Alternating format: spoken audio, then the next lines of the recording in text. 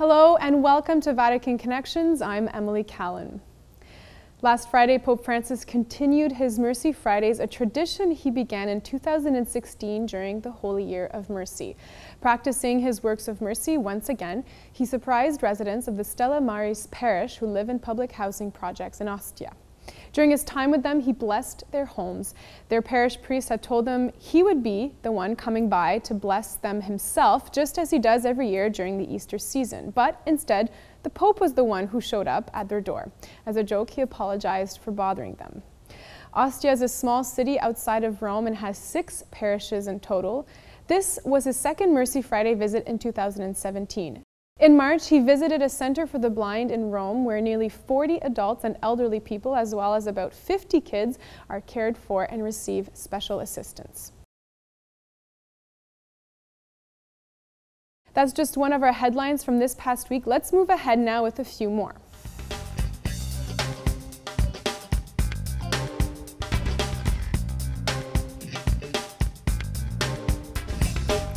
U.S. President Donald Trump met with Pope Francis on Wednesday at the Vatican. It was a highly anticipated meeting. The recently elected leader was on tour in Italy, and this was his first visit with the head of the Catholic Church. The Holy See press release explained that both leaders discussed their joint commitment in favor of life and freedom of worship and conscience.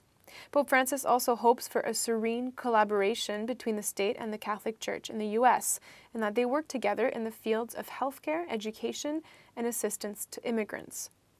The communiqué also mentioned that there was an exchange of views on political dialogue and interreligious dialogue, and on the situation of the persecution of Christians in the Middle East. Don't miss next week's episode where we will talk about the Holy Father's meeting with President Trump more in depth.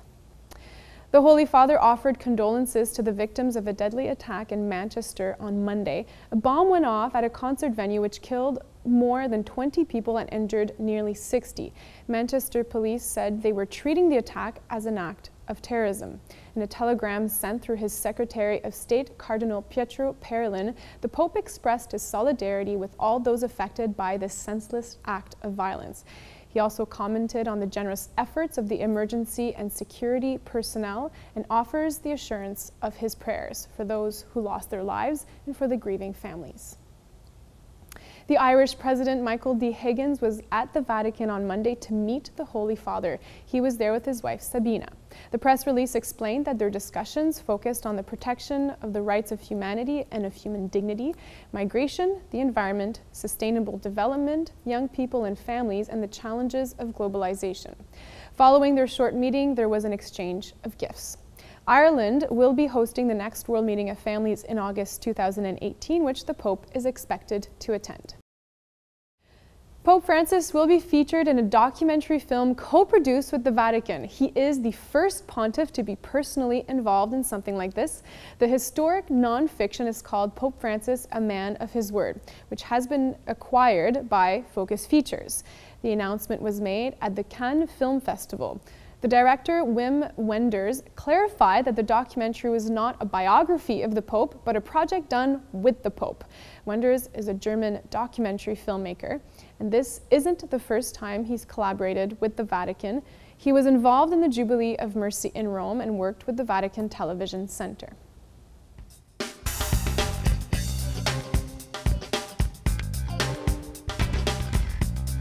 Did you know? At the Vatican, a special role is assigned to the man responsible for financial management of the Holy See. It is usually assigned to a cardinal and gets the title of camerlengo, also known as the Chamberlain. He lives in the Vatican Palace. When a pope dies or resigns, the camerlengo acts as the administrator of Vatican City until another pope is elected. Today, the man who holds that position is French Cardinal Jean-Louis Taurin. The Italian Conference of Catholic Bishops concluded its 70th General Assembly on Thursday. It opened earlier this week with words from Pope Francis in the Synod Hall at the Vatican. Journalists were allowed to be present for the opening of the meetings, but when it came time for Pope Francis to speak, he made it clear he wanted to speak to them behind closed doors, what he called an extra omnes, so that away from the cameras, the bishops would be free to discuss plainly. Here are his opening remarks to the Italian bishops. The Pope began by telling the Italian bishops that as he was preparing for his meeting with them, he kept asking for the Holy Spirit to visit them, because he is the gentle persuader of the interior man, he explained. He recommended they entrust themselves to the Holy Spirit in order to be open to one another and find common ground and respond to the needs of the Church. In fact, their ability to walk together, their faithfulness, gives a sign of hope to the rest of the Church. His address was inspired by the letter of the 7 churches found in the book of Revelations. Like the Church of Ephesus, he urged them to go back to their roots, to that moment they said yes to God. He recalled the words of Pope Paul VI at the opening of the Second Vatican Council, who had said to the Assembly, "Let us not be concerned with anything other than to obey his precepts with faithful submission in everything." The Pope then recognized that, like the Church of Smyrna, there are moments of trial, of exhaustion, solitude, and worry. But we must trust in what he called God's surprising initiative. And just as the Church of Pergamum, he told them it is impossible to serve 2 masters. Let us learn to give up useless ambitions and our obsession in order to live constantly under the gaze of the Lord, the pontiff said.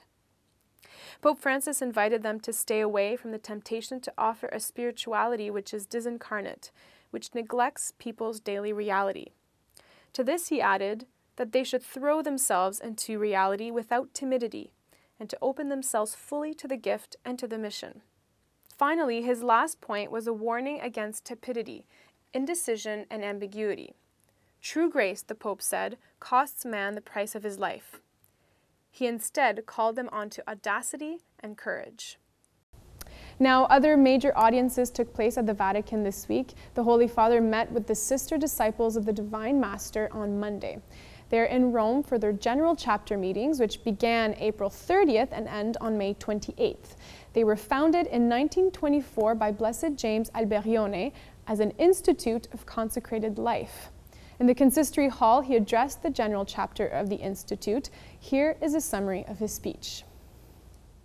He spoke about the fruits that have come from the institute, which is present in many parts of the world, namely fruits of communion with the brothers and sisters of the Pauline family, with other charisms as well, that is, the capacity to welcome the riches of other charisms and to put them in the service of evangelization, he said, and to combat any form of self-centeredness. And communion with the men and women of our time. Their questions and concerns are important indications for our discipleship of Christ, he clarified. On their general chapter, the Holy Father insisted it was a time of renewal and a time to listen, here too, to the Holy Spirit. The Holy Spirit inspires consecrated persons to become spokespeople of God on earth. In other words, they become prophetic voices, especially prophets of joy. That joy arises from the encounter with Christ. But living joyfully is a challenge, Pope Francis admitted. True joy drives away the cancer of resignation, that other kind of fruit called lethargy that withers the soul. The Holy Spirit also inspires consecrated persons to be prophets of hope. Quoting Saint Hilary of Poitiers, he said, "Hope is for us a responsibility. This hope comes from Jesus, for whom nothing is impossible." He finally urged them to strengthen their vocation as morning sentinels and entrusted them to the Virgin Mary. As he does every Sunday, the Argentinian pontiff addressed crowds gathered in St. Peter's Square for the Regina Coeli, which substitutes the Angelus prayer during Eastertide. He meditated on the Gospel reading for Sunday from St. John on receiving the Holy Spirit, who is in communion with Jesus Christ and God the Father. The Gospel reading takes us to the moving and dramatic moment of Jesus' Last Supper the Pope began. That evening with his disciples, Jesus promises them that after his death they will receive another Paraclete, an advocate, a defender, a consoler, the Spirit of truth.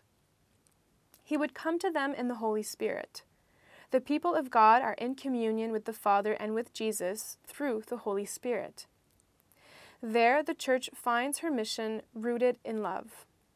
Pope Francis expanded, "It is love that introduces us to the knowledge of Jesus, thanks to the Holy Spirit." To love is the greatest commandment. Everyone is called to respond. But he recognized this is difficult, especially in times of conflict, pride, envy, division. It is within the community that the evil one makes his moves. That's why for a Christian to be able to love, it is never something that is achieved once and for all. He said, one must begin again every day. And he insisted upon the everyday. Charity, patience, forgiveness must be learned every day. We can do this with the help of the Holy Spirit. After the prayer, he also announced a consistory next month. It was an unexpected announcement. He will create 5 new cardinals on June 28th. They come from various parts of the world and once again express the direction the Holy Father wants to take in governing the Church. 4 out of the 5 named are from countries who have never had a cardinal. Bishop Gregorio Rosa Chavez, Auxiliary Bishop of San Salvador, El Salvador.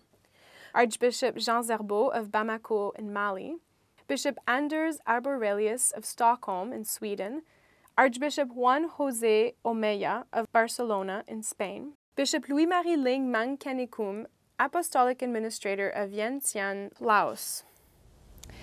The Holy Father has always made it a point to name cardinals of countries which are on the peripheries, non-traditional choices.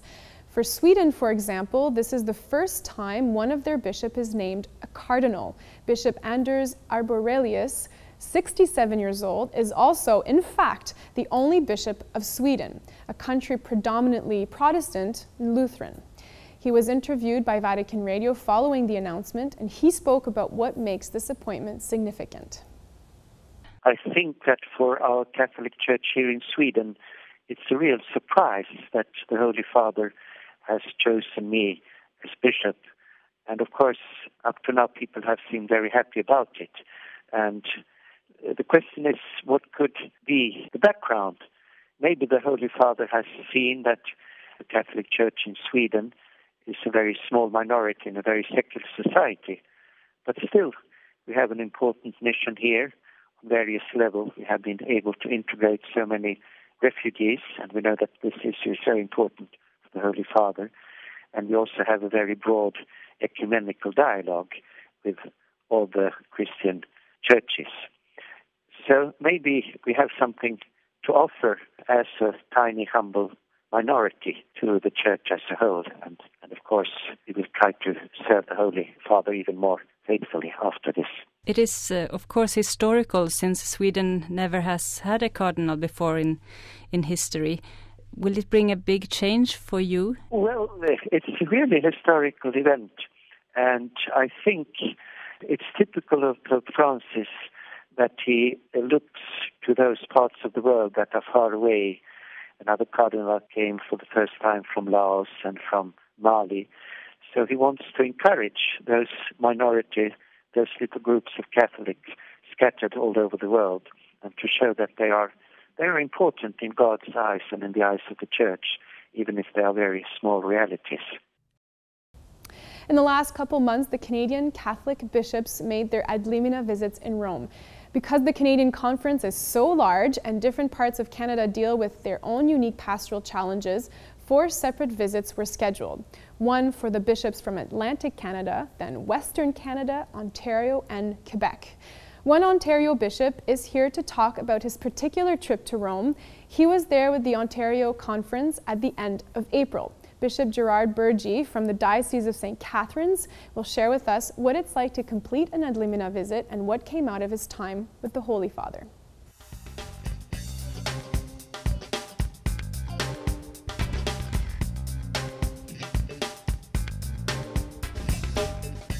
Hi, Bishop Burgee. Happy to have you on the show. Thanks for being here.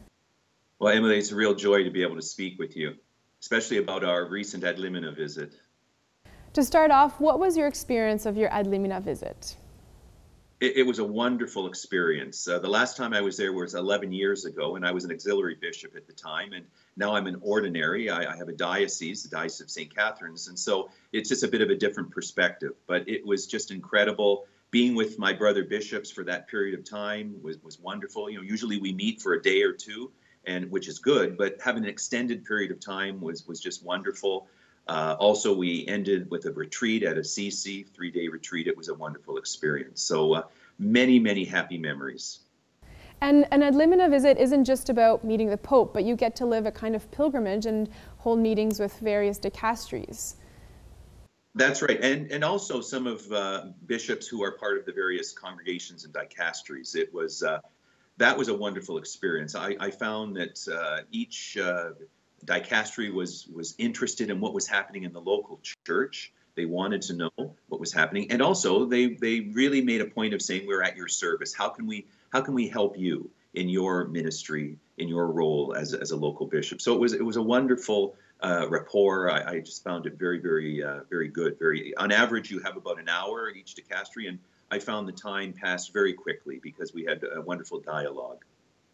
What are some of the things you did discuss that are of particular concern for Ontario? Well, certainly, I took a lead role in the Congregation for Education because I'm the chair of the Education Commission. So there was a lot of interest in the educational system in Ontario, Catholic schools, because we're rather unique in Ontario that we have a publicly funded Catholic school system, and a lot of countries do not have that. So they were very interested in how that was working and what were some of our challenges, what are some of the things that we would consider success. So it was very good. As I said, we shared some of our success stories, certainly some of our challenges, which is certainly a creeping sense of secularism, where people are really questioning the need or value of Catholic schools and publicly funded Catholic schools. So how we're trying to address that proactively, and so some of those challenges, but also how we are blessed with wonderful Catholic educators. We're blessed with wonderful students working together with the parish, school, and family. That was one thing that we really stressed, and they were very interested in that dynamic between the parish, the school, and the family. Can you expand on some of those challenges? How did the dicasteries speak to them? Well, they certainly wanted to know what the challenges are, and then, of course, said to us, if there's anything that we can do specifically to help you, we will. There was nothing specific that was pledged or promised, other than to say, we keep us informed of what's going on, and if there's anything that we can do to help you, we will. So it was more of so nothing really specific in that regard. Now, what was it like meeting the Holy Father? Well, that was a highlight. I'd have to say that was the highlight of the trip. And you could tell all the bishops were excited about meeting the Holy Father. There's that anticipation because you wait, and I mean that's just natural. And we're in an antechamber, and we're all excited. And then the doors open, and the Holy Father's there to greet us.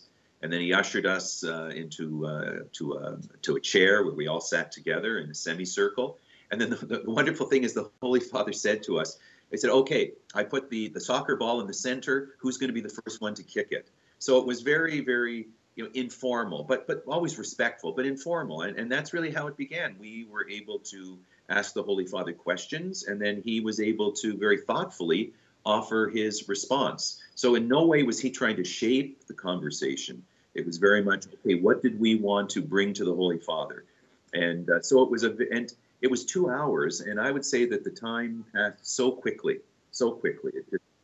It was wonderful. Yes, almost surreal. You think, wow, am I really sitting here with the Holy Father, with all the bishops, in such a collegial environment? What words or advice did he offer you that resonated with you?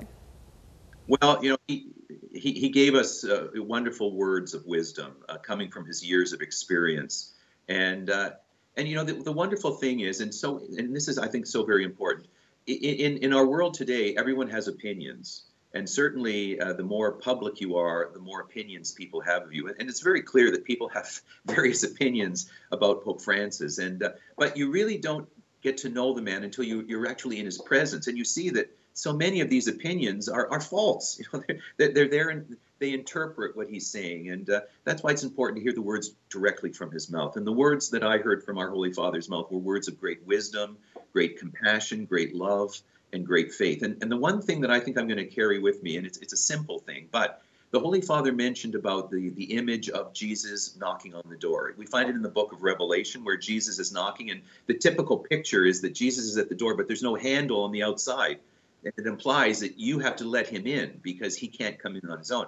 The wonderful thing the Holy Father said is, that's right. Remember, you got to let him in. But I think today what is more important, once he's in, you got to let him out. And that's our challenge, is to let Jesus out. Sometimes we just keep him in. We got to let him out. And so, that to me, that's the beautiful paradigm for evangelization, that you have to let Jesus in. And then once you come to know and love him, then you got to proclaim him to the world. You got to let him out.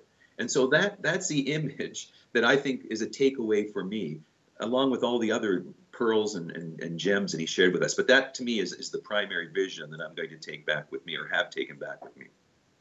Well, thanks again for being with us today. It was a pleasure. Well, thank you so much, Emily. God bless you.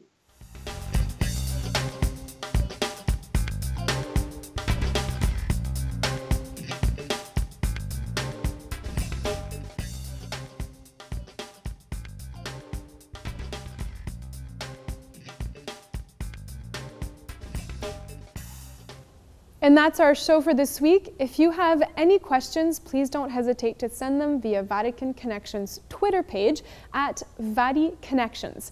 I'll be happy to answer them on our next episode. And if you are new to the show or a returning viewer, we at Salt and Light value your feedback on the content we produce. If you would like to tell us how we are doing, please visit saltandlighttv.org/VC survey to send your comments directly to the programming team. Thanks again for watching, and I will see you next week on an all-new episode.